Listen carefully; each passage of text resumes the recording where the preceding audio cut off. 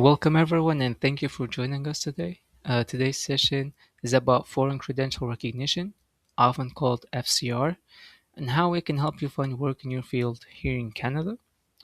Many newcomers arrive with valuable education, skills, and experience from other countries. So, this session is designed to help you understand how those qualifications can be recognized and how that recognition fits into your employment journey in Canada. But before we start, we want to acknowledge that we are meeting on the traditional unceded territory of the Wolastoqiyik, whose ancestors, along with Mi'kmaq and Passamaquoddy nations, signed friendship and peace treaties with the British Crown in the 1700s.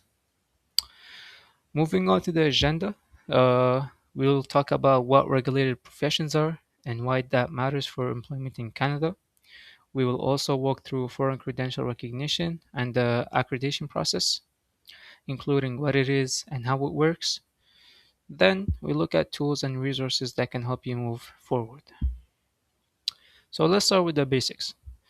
Foreign credential recognition is the process of verifying that the education, training, and work experience you gained in another country is equivalent to Canadian standards.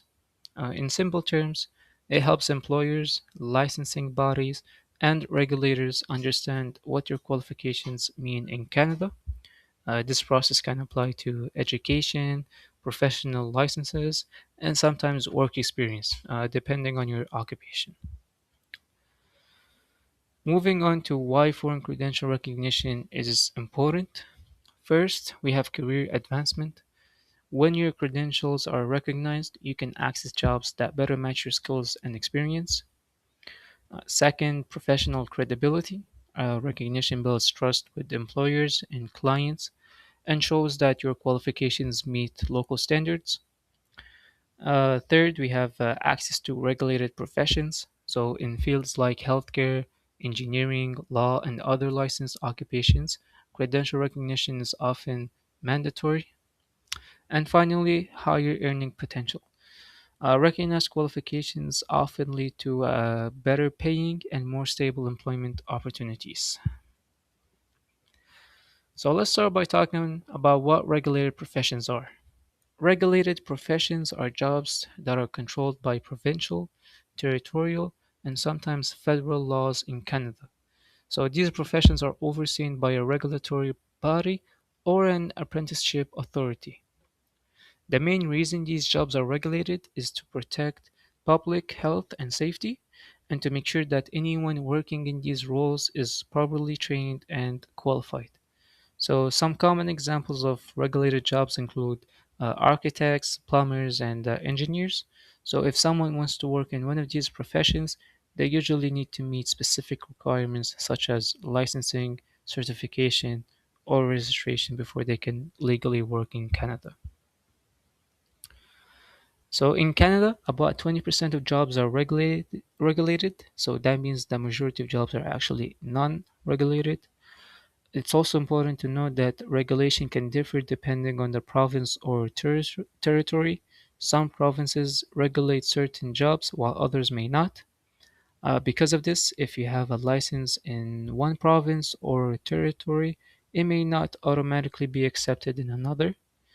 A non regulated occupation, on the other hand, is a job you can work in without needing a license, certificate, or registration. So, for example, any fast food place or grocery stores.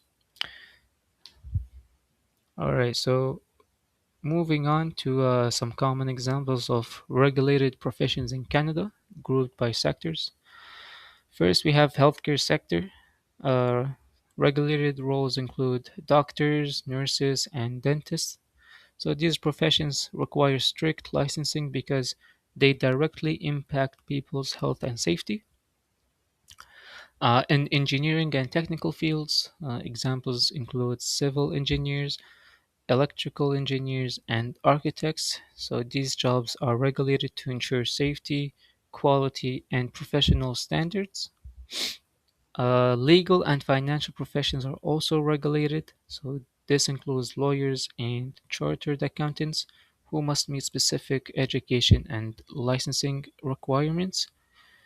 Finally, we have education and social services. So professions such as Teachers and social workers are regulated to protect students, clients, and the public.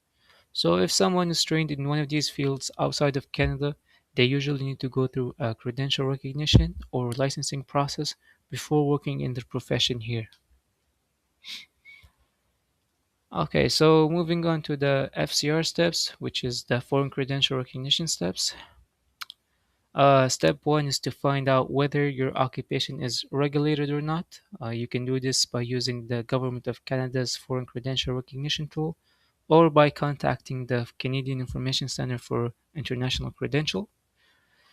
Step two is identifying the documents that need to be assessed. So these usually include your academic credentials, such as diplomas, degrees, and transcripts, as well as professional qualifications like licenses or certificates from your home country.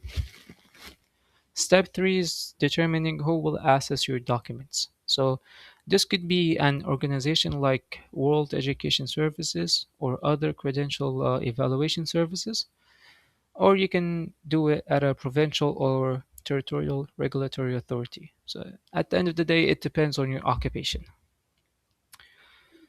Lastly, we have step four, which is submitting your documents for assessment. At this stage, it's important to ensure all documents are complete and accurate, and you need to be prepared to pay any assessment fees.